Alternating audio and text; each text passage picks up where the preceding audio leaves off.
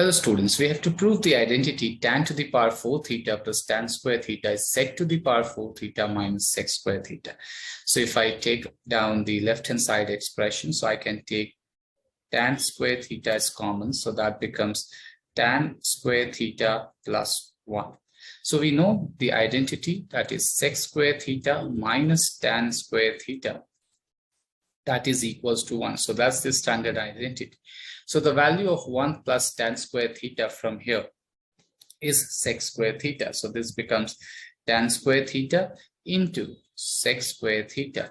Now the value of tan square theta from this equation is sec square theta minus 1. So that means in place of tan square theta, we can write sec square theta minus 1 and into sec square theta. So if I simply open the bracket and multiply, so I'll get sec to the power 4 theta minus sec square theta, and that's our right hand side expression.